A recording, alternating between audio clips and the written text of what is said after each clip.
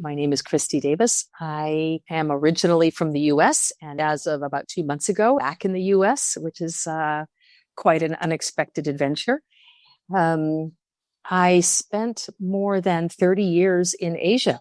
Years ago, I got my undergrad degree in international relations and Japan regional studies at the University of Washington in Seattle, and did 2 years of my undergrad in Tokyo. And after graduating, I immediately went back to Japan and got a job with the Japanese government for 3 years. And from that point forward, have spent very little time living in the US, actually just one stint in Los Angeles after getting married. So Asia has been my home for basically most of my adult life. And it's still where I would say I feel most comfortable, feel very much at home in so many countries across the region. Part of that is I've had the privilege across the different work opportunities to work regionally. So have spent time in, I don't know, more than 30 countries across Asia Pacific. I mean, I've been to places where they've never seen a foreigner before. So having these amazing, authentic conversations with people, from so many different walks of life, that has definitely, I would say, impacted my worldview, and given me an appreciation of just everything that I have experienced in my life and where I come from. What do I do for fun? I'm married to a musician. I love music, so I really relish the fact that I'm surrounded by music most days, most of the time. I'm a voracious reader, and just the last couple of years, I've started to really give myself permission to read fiction, historical fiction. I mean, I always have a heavyweight book on my nightstand, but I've really enjoyed, I read for pleasure, so I just read novels and fiction that I find as a wonderful de-stressor. I don't watch a lot of TV, though I do have my Netflix, periods. Let's see, what else do I do? I love to walk. I love just to be outside. I love to hang out with my girlfriends. I'm really fortunate. I've been married to a great guy for 22, almost 23 years, but I'm a girl's girl. And there's not many things that I find greater pleasure in than hanging with my girlfriends over a cup of coffee or a glass of wine and talking for hours about all kinds of things. So fellowship with friends and family, girlfriends, good walks, sun on my face. Those are all things that I really, really take great pleasure in. Okay, what's the entrepreneurial mindset that I need to adapt, employ now as my life took a turn ahead of my schedule, and now I'm needing to adapt to my new circumstances and what will my life, it's not like I'm 25, it's like I'm middle-aged and have responsibilities. So how does one balance those responsibilities of basically a roof over one's head and thinking about being able to take care of myself in old age, as it were, with still being kind of a creative risk taker, that my core, I think I am. So yeah, so it just gave me food for thought, not necessarily in a coherent, orderly fashion. Right. I would love to hear a little bit more later on about the move that you made to the US. Yeah. And what prompted it, because, we all have aging parents. Yeah. And we'll have to step up, especially if we are the only child or we are the ones who have the time or the means, that's something that's going to fall on our laps. Yep. You and your husband made that move to go back to the US, live a life in Asia, spend 20 years here, and now you're back caring for your parents. So say a little bit more about that. If hindsight's a wonderful thing, I feel like, someone was tapping me on the shoulder to get my attention for some time. But COVID, turned the whole world upside down, the way of working, the way that we made, our priorities, perhaps, how we thought about what were priorities in our lives, the way we work, of course. And just, I think a lot of us used the time to start to reflect on what was really important in our lives. When we started, there were so many stories of people who couldn't get to their loved ones. I was raised, as you know, by a single mom. She was diagnosed with dementia about 2.5 years ago. And that was quite traumatic at the time because my mom and we were very, very close. And my mom lived in the same city as my brother, where the grandchild is. And he's done a great job looking out for her. She's lived on her own. But she wasn't really taking very good care of herself anymore. And she wasn't able to. And my brother was expressing greater and greater concern. He was starting to travel more as things opened up. He was up to his ears. I could hear in his voice, he's starting to get concerned about her well-being, his own well-being, everybody's well-being. And so at the same time, my husband's father, who's going to be 94, his caregiver is my brother-in-law, who's never married, and he's been diagnosed with Parkinson's. And so now his ability to take care of my father-in-law, we're seeing it diminish. We had a plan. We were going to be in Singapore. We've been there for almost 13 years, 13 and a half years. We'll do another year and a half at least, and we'll go back and forth more often. But it was a couple of conversations with our siblings that made it very clear that we were really, really needed. And actually, it was overdue. But no one was going to say that to us because we've been in Asia forever. And actually, I couldn't imagine a life in the US. My whole career, was in Asia. So just one day, I just knew it was time. It wasn't convenient. It was going to shock people. We had good jobs, that whole thing. I was surprised. Oh my gosh. We just decided the other thing that was that we had planned a trip to the US and I gotten permission from SMU to work remotely. And so we started making plans. The next week, the numbers went up and the government said, if you're if you're not a PR, it doesn't matter if you have reentry, we're not letting you back in. So if you leave, you can't get back in. That put both of our jobs, and just everything at risk, right? That was probably the tipping point where we just thought, wait a minute, we can't get to those that we always said, if you ever need us, we will be there for you. And we talked it out, my husband and I, and we decided, our parents had sacrificed for us and loved us and never asked anything of us. And, we needed to honor them, which meant we were coming back to the US.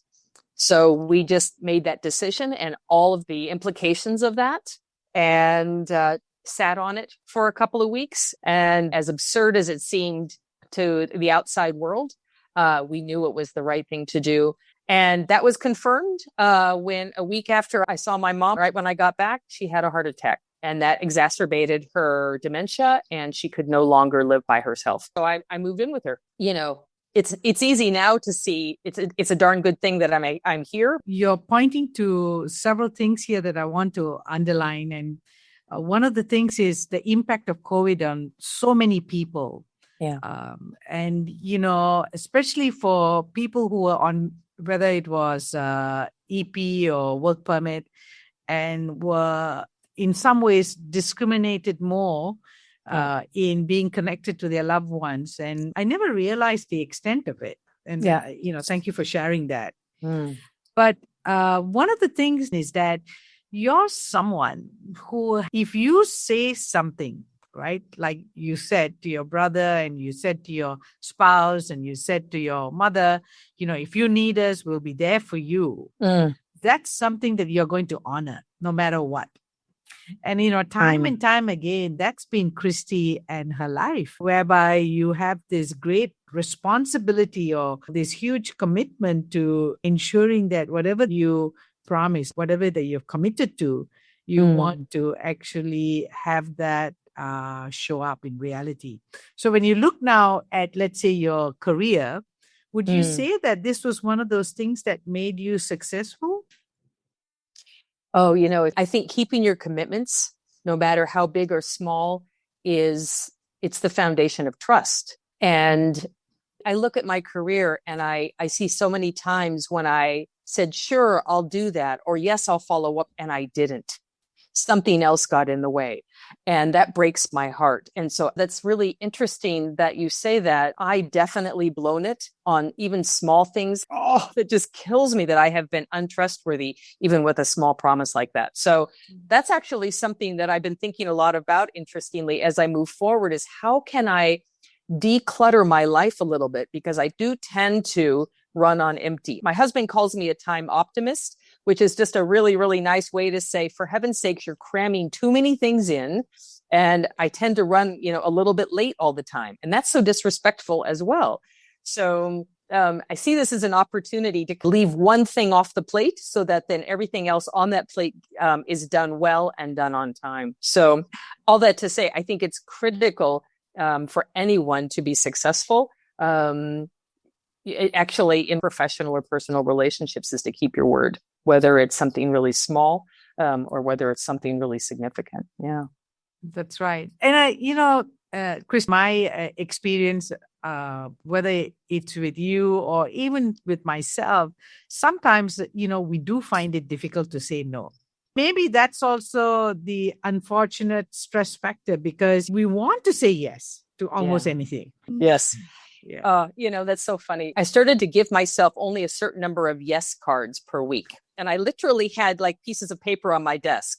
And each one of those, I think they were green. I allowed myself to say yes 3 times a week. And once those 3 cards were played, I couldn't say yes anymore. But I had to be that draconian with myself. And then, of course, I would still cheat. It's like, oh, it's such a small thing. It would really help them out. But it was really helpful. It was a visual for me to have those 3 green. But you're exactly right. It's hard to say no, but it's better to say no than to say yes and to keep a promise. Yes, we did talk about that. And the exercise that I gave you was to say no to 5 people every day.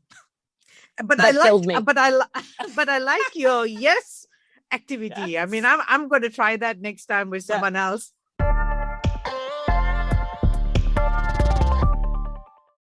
Let's talk a little bit more about the workplace and your experience. I mean, you're someone, if I had to look at your entrepreneurial mindset and the way you ran your social enterprise, I would always say that, Christy is a great example of an intrapreneur.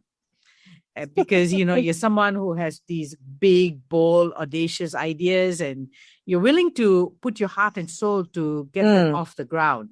And so, can you share a little bit for the audience about how you have gone about being an intrapreneur in an organization, especially working for large organizations? Yeah. So I have a corporate background, and that was kind of a traditional learning, working for a large multinational in a regional role. And then I left that, and after the Asian tsunami in 1994, I went to work for UNDP.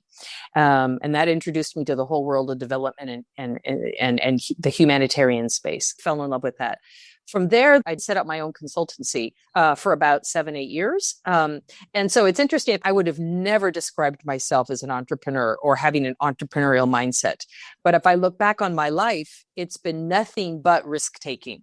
And partly that's just the way I was raised. We moved all the time. I was always having to start fresh in a new city somewhere, get a new job, start a new school, meet new people. Looking back, I learned so much from that simply because I had these grand ideas, but back office was not one of them. I should have hired an accountant because I kept getting myself into trouble because my bookkeeping was always so late. And I went to work for a large NGO and worked there in disaster management for several years, and then had the opportunity to set up basically what was a startup, a social enterprise inspired kind of startup within the organization called Asia P3 Hub. P3 meaning people, public, private. We were not profit making. Our whole purpose was to broker and facilitate multi-sector partnerships that could tackle issues of poverty and create positive social impact. So we wanted to prove the hypothesis that in many circumstances, multi-sector partnerships were the answer. We were an answer. So, I wrote a proposal, got some external funding, and my NGO, they said, if you can go out and get some funding, we'll match it, which they did. And that was my executive sponsor who basically made that commitment. We had 3 years basically to work toward proving that hypothesis. So hired a team of people who knew what they were doing. And so they came around. I just had this grand idea, but didn't really actually, in hindsight, really know how to kind of operationalize it. And thankfully, I had people that were great at that. So we built a partnership hub. We built kind of a social enterprise. And we built from scratch. We branded separately. We leveraged the mothership, as we like to affectionately call it, which had depth and breadth across Asia Pacific. So we felt like it was a win-win. But my executive sponsor, within a year, got promoted to a very senior role and moved to Europe. I didn't realize that at the time how critically important he was to our success, because the succession, what happened after that, we had to keep explaining ourselves over and over again. I wasn't successful enough at really being able to convince those that had been in the core business for many, many years that we were worth that value to the organization. Even with great success, we brokered more than 25 partnerships in our 3 years, starting from scratch. I think we could have gone on to do more amazing things. But I learned that in spite of being, bold and tenacious and creative and putting new ideas out there and just being darn excited about what we were doing and the opportunities that we felt we were finding and discovering and bringing back to the organization, somehow it just didn't quite take. If I look back, what did I learn from that? And why didn't, and we spun off eventually then. I think the key is that you've got to have that internal executive sponsor and someone with a heavyweight internally that definitely has your back and understands enough that they will go and fight for you. I felt very, in hindsight, I was so naive. I'd read the lean startup books and all of that, and still, in spite of employing an entrepreneurial mindset, leveraging my skills and my networks and all of that, did not translate that into the intrapreneurial success that I had hoped for. So, yeah. Christy, it's an interesting reflection, but I want to challenge you to consider that as an entrepreneur, as an intrapreneur, actually, you've been successful. Because where you've been stopped is in the mothership's corporate culture, being able to embrace this change. And when you look at all these large organizations who want to transform and who want to bring in a new culture for innovation and acceptance of new ideas, sometimes the easiest way for them is to spin off or to work with a small offshoot away from the mothership. Right. Yeah. But so perhaps if I can offer you something is to maybe consider that it was not just your failure to get the organization to buy in. It was more that it was not the right time for the organization to buy in because their culture had not, become at the same tipping point that your executive sponsor had when he approved the project. Yeah, actually, that makes sense. I think you're exactly right. It's really hard for these really well-established large organizations to create the space and systems. Part of it is systems are entrenched and they are not designed for kind of entrepreneurial, innovative offshoots. In hindsight, I just hope that enough of what we did inspired others. And I know that lots and lots of people's lives were positively impacted. And that actually makes me feel great. Yeah, makes it worthwhile. An amazing learning experience. So no regrets. A few tears along the way, but certainly no regrets. Yeah, it's good to hear that. So from that social enterprise, you moved on to a corporate scene back in the NGO setting. Would that be accurate? Oh, no, actually very different. It was, so SMU, in a sense, a mothership, but what was marvelous was to work with the Leon Center for Social Innovation. It's a small, innovative center, and we were focused on social innovation, which of course leveraged my background in the development and humanitarian work. So I would say it didn't feel like an NGO.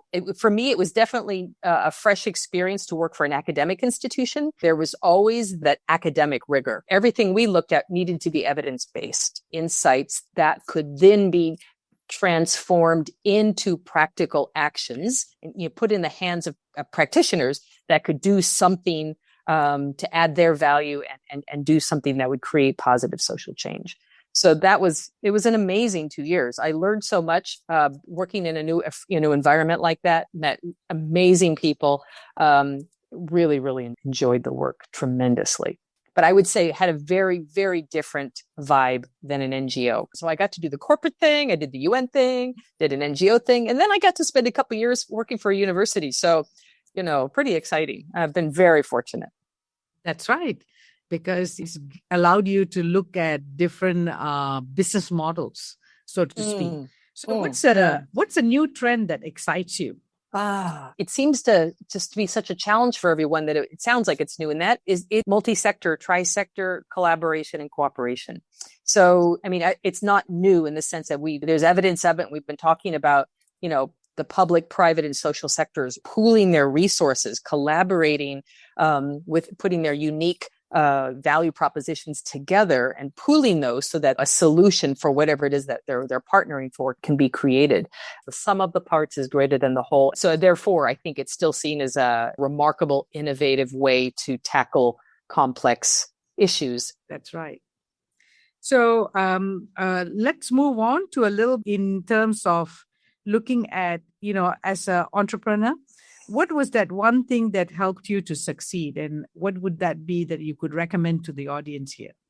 I would say a big lesson learned, so that I'm still learning, is just don't try to do everything yourself.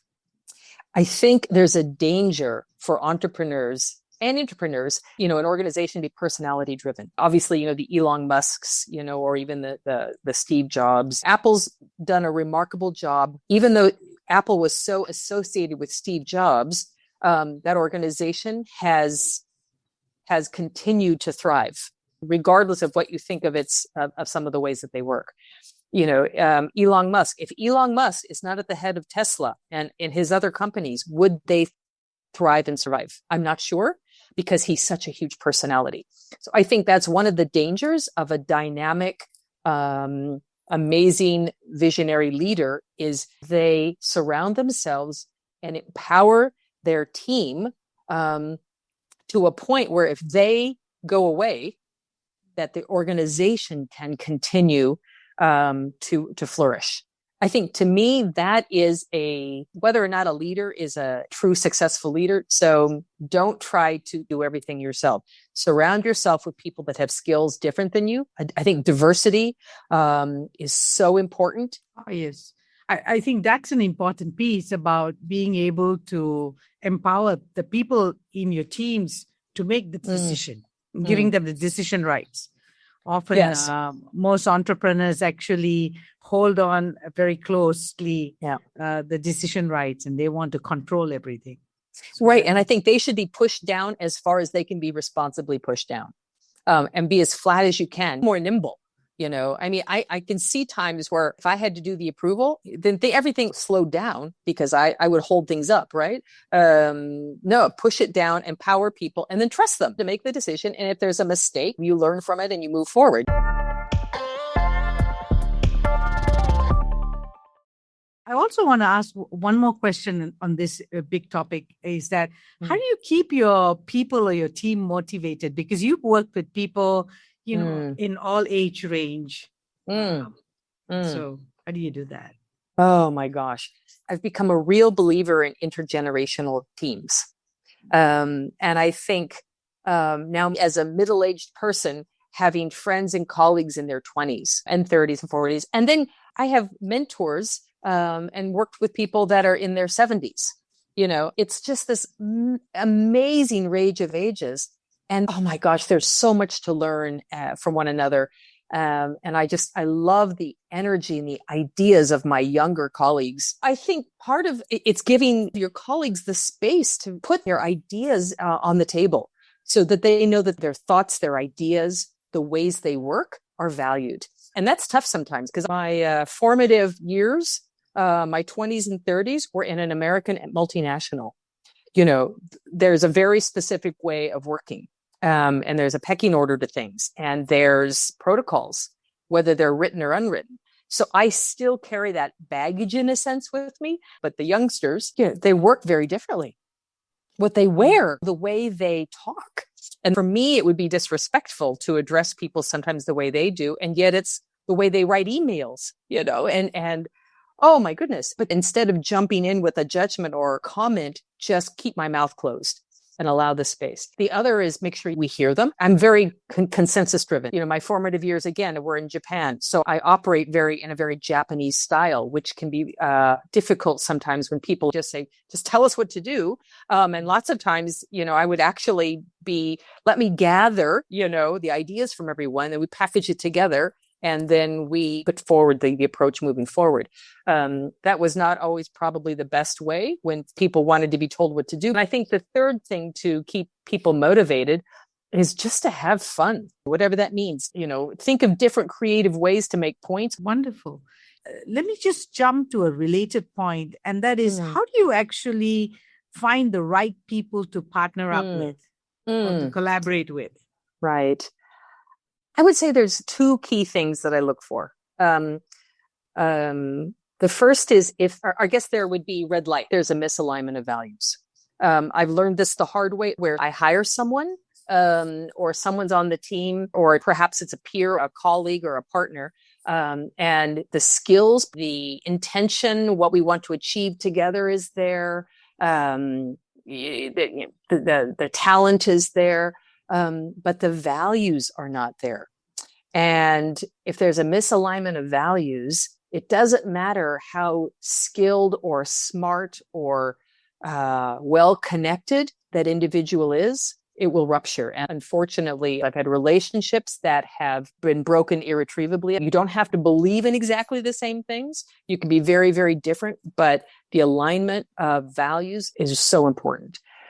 I think the second kind of red light would be if that individual is not kind. Can you say more about that? How does that individual talk about others? And gosh, I had some opportunities to work with some amazing people, talented, well-connected, skilled, all of those things on paper that you want. But they weren't kind, or they talked poorly about other people. And so I thought, well, if they're doing that to them, how are they talking about me?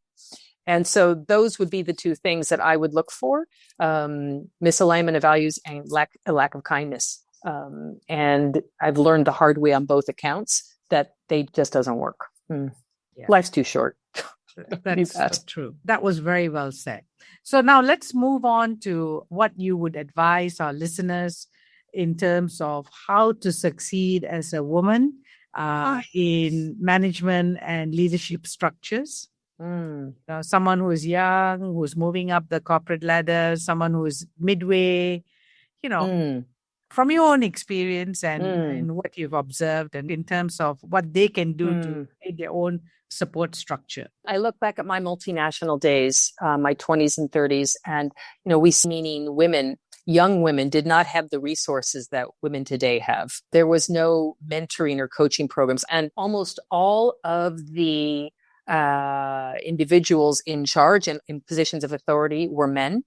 There was a handful of women, but I didn't see them reaching out to middle management women like myself to help us be more successful.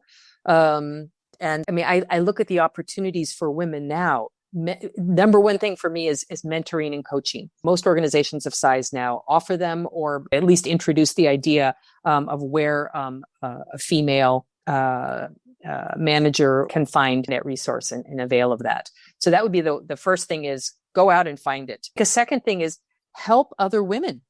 Don't try to compete just because you think there's only one job there. Depending on what environment you're in, I'm just going to be really honest. They want a minority, right? That women are encouraged to apply. Well, you don't have to knock other women out of the way because you think there's only that one. Don't try to compete. The more you help others, the more it will come back to you. That promotion you think you should get and you don't get, it allows you to do something lateral sometimes. So you don't step forward, you step sideways, or there's a pause, but something else may open up. So I think that's important. Another point is just to be really, really good at what you do, and be able to articulate it well. I look back at myself in my younger days, and I think I was good at my job, and I expected my boss to have my back and make sure that others knew I was doing a good job and help me along. And none of that happened. So work on communication skills, strong body language, the way you articulate, that kind of thing. I think those things are really important to cultivate.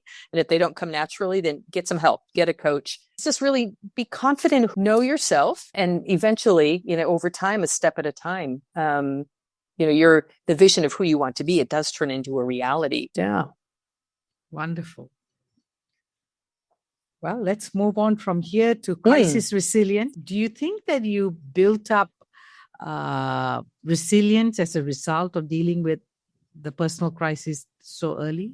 Yeah. So just so our listeners know, I'm not unique. My folks got divorced and my father chose not to stick around and support the family anymore. So there's my mom, classic of that generation. She'd quit her job to be a full-time mom. And suddenly there she was with 3 young kids trying to figure out how she was going to feed us.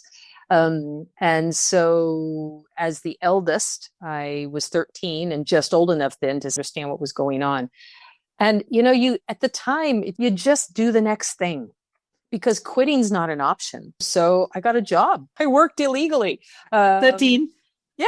Yep. I started, my first job was cleaning boats for minimum wage and went to high school. And so I could have school clothes, Yeah. So I think resilience, and now I look at my life, and there's been lots of bumps along the way, but I've had an amazing life. I've always been really fortunate to have really great people in my life. So I think we all don't build resilience, we strengthen resilience because I believe all of us have the seeds of resilience inside of ourselves. It's like working out, your muscles are there. They may be weak, but you start to work them and they strengthen.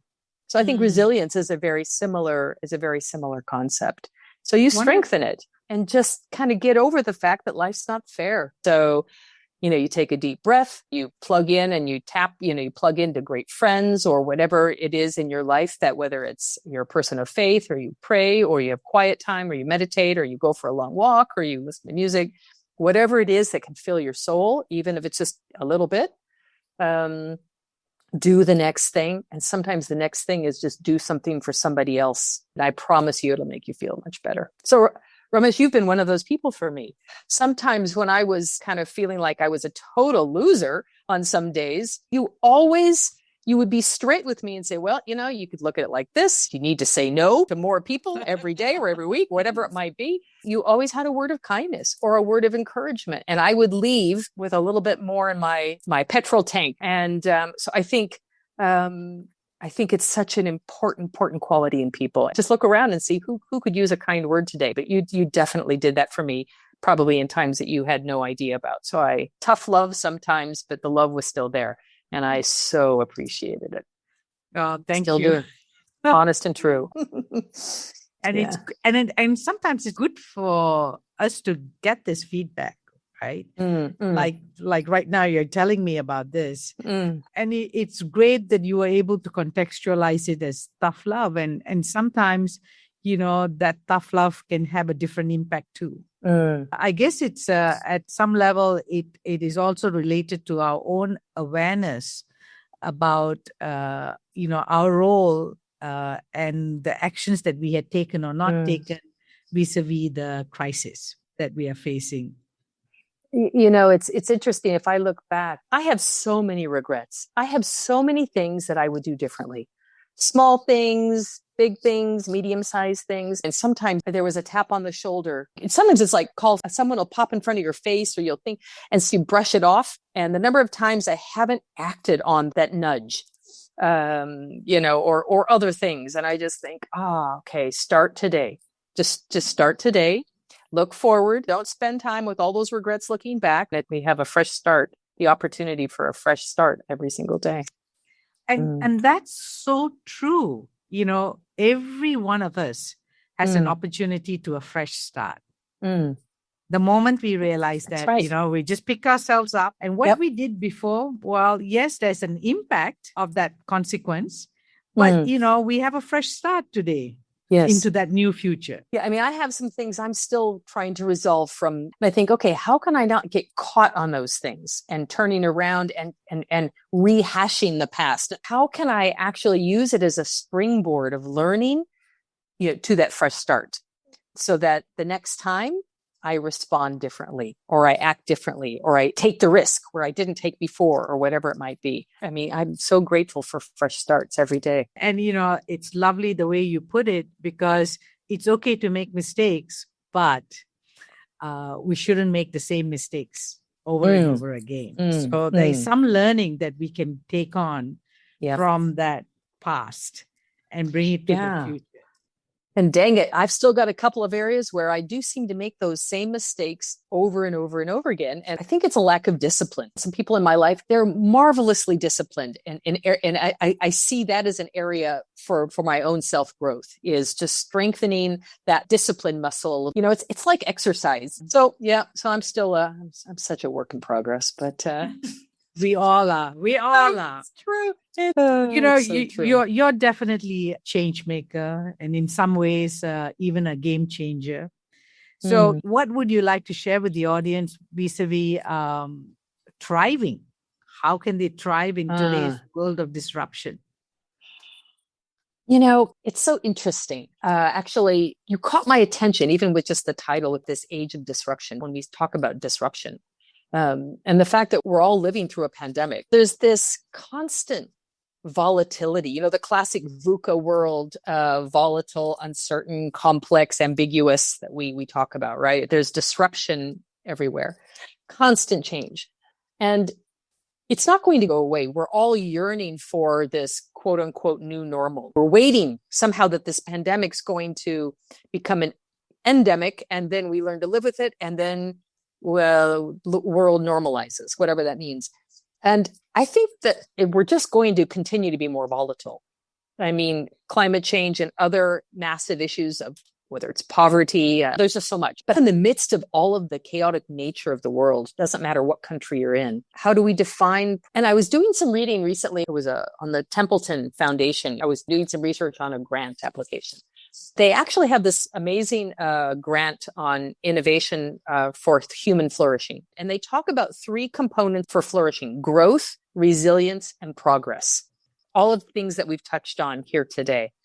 And I thought, that's great. So if I'm flourishing, if I'm thriving, then it means that I'm growing. There's growth in my life, personal growth, professional growth, emotional growth. I'm strengthening those seeds of resilience inside myself. And then I'm progressing. It means that my well-being, that my physical, my mental, my spiritual, the mind, body, and soul is healthier today than yesterday. And then I guess exercising self-compassion, because that's one of the hardest things for myself. So how can I be more compassionate to myself, which then frees me up to be more compassionate to other people? In the chaotic world we live in today, what are critical skills or mindset that one needs to survive and thrive?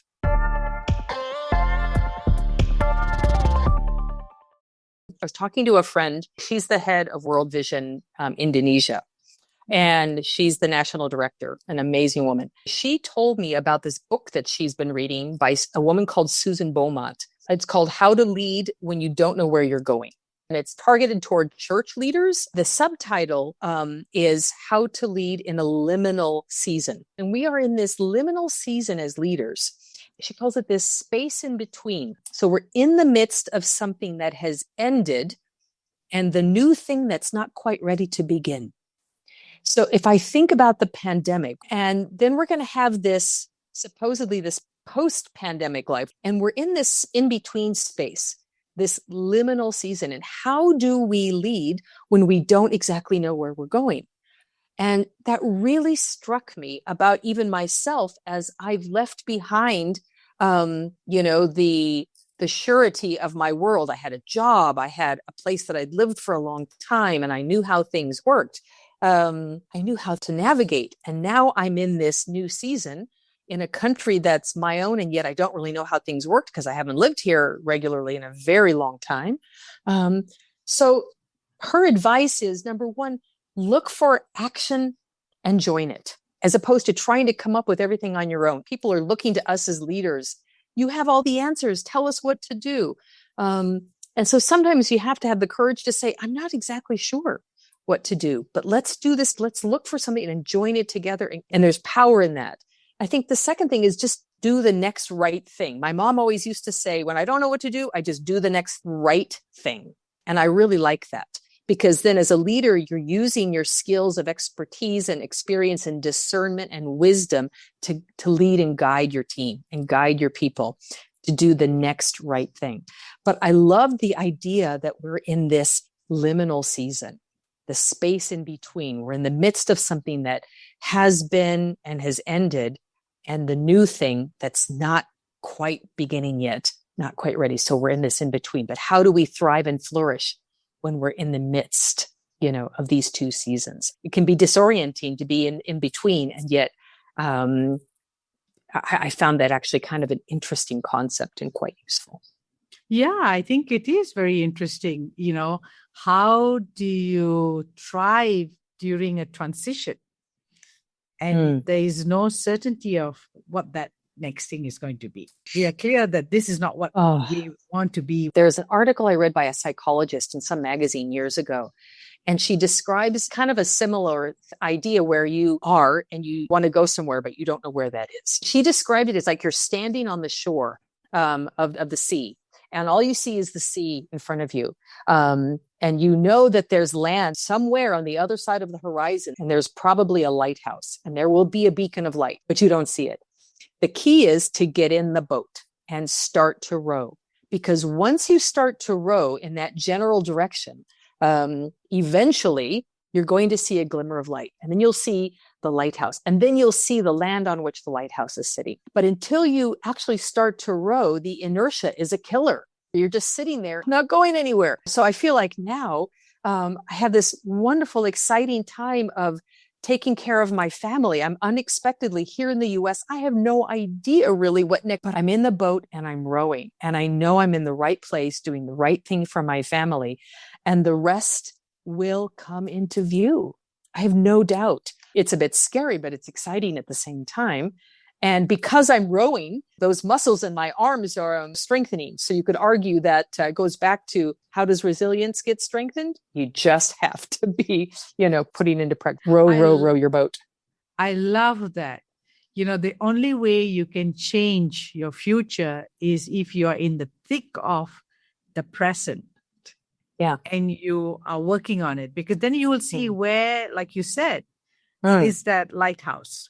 Yeah. Because if you're not rowing, you don't get the opportunity to see the right light. See it at all. Yeah. So as frightening as it is, I think if we take the actions, we will move. And we will move forward. Sometimes, it's sideways, but we will move forward eventually. Yeah. Well, and then you can correct that, you can correct your direction. Nothing's wasted. There's nothing ever wasted if you choose not to waste it. Decades of experience now, that's the wonderful thing about getting older, right? We can look back and just see, oh my gosh, but nothing's wasted. That's right. Okay. So, do you think it's possible to live a simple life? Well, I guess it depends on what we mean by simple. Does simple mean straightforward? Does it mean uncomplicated, basic, unpretentious? So I think, it's an interesting question. I personally don't actually long for a simple life. I long for simple moments. Because life, it's complex, it's busy, it's getting busier, it's noisy. For me, a simple moment, I define it as a moment that provides restoration of my mind, body, and soul, peace of mind, clearing or decluttering of my mind. My head's very busy. Sometimes I wake up in the morning, I'm exhausted because I've been so busy. My dreams are just cluttery, busy dreams. And it's just like, oh, for heaven's sakes, just stop. I just want to tell my brain to mellow out. But also those simple moments allow me to clear my head so that I can also look at what decisions that need to be made, what's ahead of me in the next day or week or whatever it might be. And it clears so I can actually have better judgment. And I think it helps me to make better choices. Very good. And where are you in your spiritual journey? Now that's an interesting question. So I'm a Christian. I wasn't raised in a Christian family. I became a Christian in my early 20s, interestingly in Japan, which has one of the lowest, I think, less than 2% or something of their population are Christian. But for me, believing in God and believing in Jesus and reading the Bible, that Christian tradition works for me. I love that Jesus is all about grace, and that grace is a gift from God to his people, which is all of us, and divine favor and love and forgiveness, and a share in his world. So I believe that I'm a child of God. But at the same time, people will often say, well, how can God let this happen or that happen? There's so much misery and awfulness in the world. But a very well-known author and theologian, I think he was a theologian, Henri Nouwen, he said, life is messy and God is mysterious. And that's exactly right. I walk by faith, actually, with the questions that I have for God about, the craziness of this world. But in spite of all of that, I just cannot imagine living without believing in one that is greater than me and greater than the world. And somehow, God is out there. He sees the world and his heart breaks with what he sees us doing, to our world and in our world. But I'm on a journey still seeking to understand more as much as I can as a human being. But I love believing in God. Yeah. Wonderful. Wonderful. I've really enjoyed the conversation. Thank you, Ramesh. Oh, don't thank me. I must thank you. Been lovely, getting connected back again and just to have the luxury of sharing ourselves. It's been wonderful. Dear listeners, if you've been listening and enjoying the Thriving in the Age of Disruption podcast series, as well as our Mastery Effect podcast series, we'll appreciate it very much if you can share with us the topics that are close to your heart so that we can source the relevant experts and change makers and have them be on our show. Do comment below and let us know where you are commenting from and what is it that is of biggest concern to you.